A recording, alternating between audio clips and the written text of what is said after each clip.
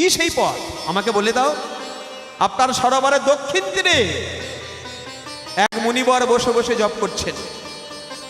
ওই মুনিবরের চরণ ধৌত জল যদি আপনি আহার করতে পারেন, ওই চরণামৃত সেবা নিলে আপনার এই রোগ চিরতরের মতো সেরে যাবে। রাজামশাই কি করলেন মায়েরা, তখন নিজে স্বয়ং একটা পাত্র নিয়ে সেই মুনিবরের কাছে গেলেন। আর সেখানে গিয়ে দেখলেন এক কুঠিরের মধ্যে বসে, বৃক্ষের কুঠিরে বসে মুনিবর বসে বসে জপ করছেন, আর তার দক্ষিণ চরণটা বাড়িয়ে দিয়েছে।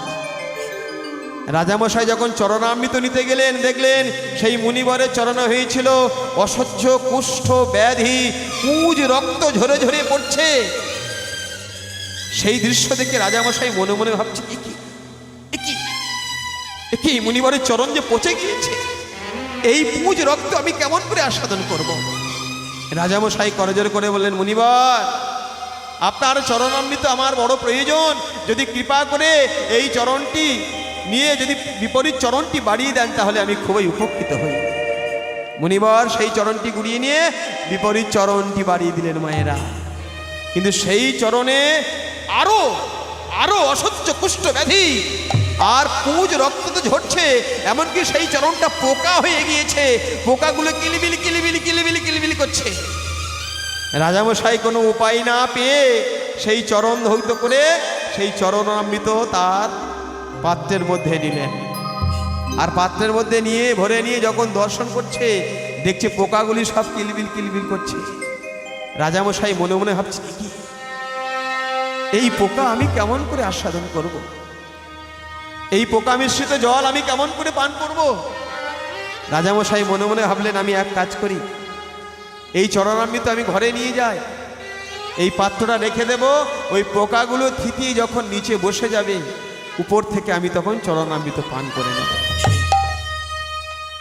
কিন্তু রাজামশাই যখন রাজপ্রাসাদে নিয়ে এলেন মায়েরা, এই রাজার স্ত্রী মানে যারা রাজরানী ছিলেন তারা সবাই মনে মনে ভাবছে যে যদি আমরা অর্ধাঙ্গিনী হব, সহধর্মিনী হব, তাহলে মুনির চরণামৃত আমাদের অর্ধেকটা ভাগ আছে। এই দিদি চল আমরা সবাই একটু একটু করে পান করি। তাই কি করলো, সেই রাজরানীরা তারা সবাই একটু একটু করে চরণামৃত পান করলো মায়েরা। পড়ে রইল অবশিষ্ট কি, পুঁজ আর পোকাগুলো পড়ে রইল। রাজামশাই কিছুক্ষণ পরে যখন সেই চরণামৃত পান করে বলে এসে পাত্রটা তুলে নিয়েছে, আর পাত্রটা তুলে নিয়ে যখন পান করতে গিয়েছে, যখন সেই পাত্রে নয়ন গিয়েছে, পুঁজ রক্ত দেখে রাজামশাইয়ের অন্তরটা বিষিয়ে গেল, আর পান করতে পারলেন না। সঙ্গে সঙ্গে সেই চরণামৃত মস্তকে ধারণ করলেন। আর যখনই মস্তকে ধারণ করলেন, সম্মুখে প্রকাট হলেন সেই মুনিবার। এই রাজা, আমার চরণামৃত তুমি বিষ বলে মনে করলে, যে চরণামৃত তোমার বিষ বলে মনে হলো, সেই জন্য আমি তোমার অভিশাপ দিলাম, এই অন্তর তোমার একদিন বিষে বিষে পরিপূর্ণ হয়ে যাবে। এই অন্তর তোমার একদিন বিষে পরিপূর্ণ হবে, পরের জন্মে তোমার সর্বকুলে জন্মগ্রহণ হবে। যখনই এমন অভিশাপ দিয়েছে, চন্দ্রধ্বজ রাজা কাঁদছে আর বলছে, মুনিবর, অভিশাপ যখন দিয়েছেন, এই অভিশাপ থেকে মুক্তি পাবো আমি কেমন করে, একটি বার আমার বলে দিই। মুনিবর তখন বললেন, শোনো রাজা, আমার চরণামৃত ফেলে না দিয়ে তুমি তোমার মস্তকে ধারণ করেছ, সেই জন্য আমি তোমার আশীর্বাদ করলাম, যেদিন ভগবান শ্রীকৃষ্ণ বৃন্দাবনে আসবেন, আর ভগবান শ্রীকৃষ্ণ যেদিন বৃন্দাবনে এসে তোমার মস্তকে উঠে নৃত্য করবে, সেদিন ভগবানের ভারে, চরণ ভারে, সেদিন তোমার প্রাণ বাহির হতে যাবে। যখন প্রাণ তোমার ওষ্ঠাগত হয়ে আসবে, তোমার ওই পত্নীগণ যারা আমার চরণামৃত প্রাণ করেছে, ওদের সাধনায় সেদিন তুমি প্রাণ ফিরে পাবে। নিতাই গৌতমানন্দে হরি বল হরি বল হরি বল। সেই চন্দ্রধ্বজ রাজা মায়েরা আজকে কালীয় নাগ হয়ে জন্মগ্রহণ করেছে, আর সেই কালীয় নাগ আজকে আমার ভগবানকে যমুনা নদীর তলায় নিয়ে চলে গিয়েছে মায়ের। আহা, সেদিন বৃন্দাবনটা ভয়াল ভয়ার্থ দশা হয়ে উঠেছে। দিনের বেলায় চারিদিকে অন্ধকার ছেয়ে গিয়েছে, মুহুর মুহুর বজ্রঘাত পড়ছে, আকাশটা গুড়গুড় গুড়গুড় করে শব্দ করছে, আর বৃন্দাবনের রাস্তাঘাটে সাপগুলি সব কিলবিল কিলবিল করে বেড়াচ্ছে। সখারা কি দেখলো? কালিয়নাগ তাদের ভগবান কৃষ্ণকে যমুনা নদীর তলায় নিয়ে চলে গিয়েছে মায়েরা। শ্রীদাম সুদাম দাম বসুদাম সবাই দেখছে তাদের সখার নাই। গাভীগুলি সবাই যমুনা নদীর দিকে তাকিয়ে নয়ন ধারায় ভেসে যাচ্ছে।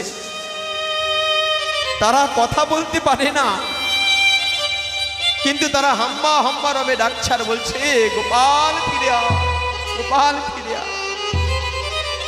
আর শ্রীদাম সুদাম দাম বসুদাম তারা সবাই কাঁদছে আর তাদের মনের কথা বলছেন। কি বলছেন?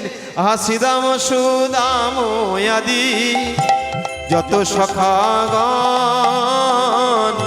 শ্রীদাম সুদাম আদি যত সখাগণ, শ্রীদাম সুদাম আদি যত সখাগণ,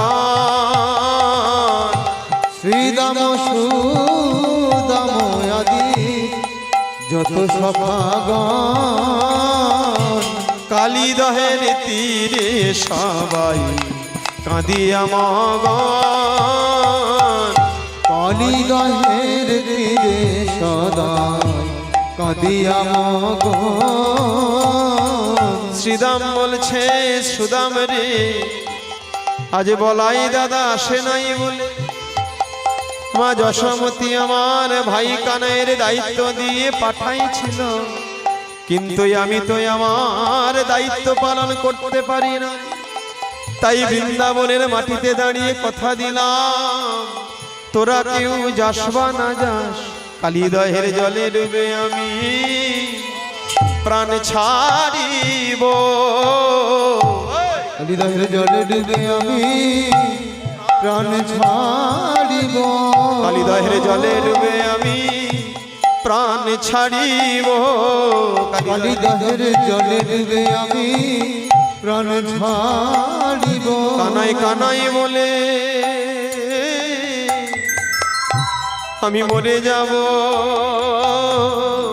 কালিদহের জলে ডুবে প্রাণ ছাড়িব। কানাই কানাই বলে আমি মরে যাব,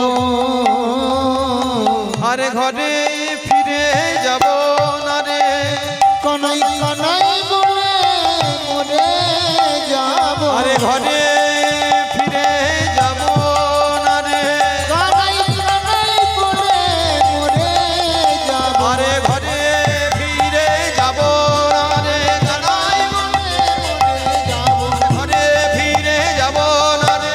কানাই কানাই বলে মরে যাব। কালিদহের জলে ডুবে আমি প্রাণ ছাড়িব। শ্রীদাম সুদাম আদি যত সখাগণ কালিদহের তীরে সবাই কাঁদিয়া মগন। হরি বল। শ্রীদাম সুদাম দাম বসুদাম সকল সখারা মায়েরা কালিদহের তীরে কাঁদছে, কাঁদছে আর মনে মনে বলছে, কানাই কানাই কানাই ফিরে আয়। কিন্তু মায়েরা সেদিন বৃন্দাবনের সেই ভয়াল ভয়ার্ত রূপ দেখে আজ মা যশোদা মায়ের প্রাণ আজকে কিন্তু স্থির নেই। মায়েরা যশোদা মা বৃন্দাবনের সেই ভয়াল ভয়ার্ত দশা দেখে ছুটতে ছুটতে ছুটতে ছুটতে নন্দ রাজার কাছে গিয়ে হাজির হয়েছে। মায়েরা নন্দ রাজার কাছে গিয়ে বলছে, মহারাজ মহারাজ মহারাজ। কি এমন করে তুমি মহারাজ মহারাজ বলে চিৎকার করে করে আসছো কেন? কি হয়েছে যশোদা? মহারাজ চেয়ে দেখুন আজকে চারিদিকে কেমন ভয়াল ভয়ার্ত দশা হয়ে উঠেছে। চারিদিকে দিনের বেলা অন্ধকার ছেয়ে এসেছে, আকাশটা গুড়গুড় করে শব্দ হচ্ছে। আমি দেখলাম রাস্তাঘাটে সাপগুলি সব কিলমিল কিলমিল করে ঘুরে বেড়াচ্ছে। আমার মনে যে বড় ভয় হচ্ছে মহারাজ, আমার মনটা বারবার বারবার কুকাইছে। তাছাড়া আজ আমি নিশিশেষে ভোরবেলায় একটা স্বপ্ন দেখলাম। আমি নিশিশেষে ভোরবেলা একটা স্বপ্ন দেখলাম, দারুণ স্বপ্ন এক, স্বপ্ন দেখিনু নিশির শেষে আমার গোপালে ভুজঙ্গে বেড়ালো, যার বিষম বিষে বিষম বিষে। মহারাজ শুনেছি ভোরের স্বপ্ন নাকি সত্য হয়। আমি দেখলাম ভোরবেলা এক স্বপ্ন, আমি দেখলাম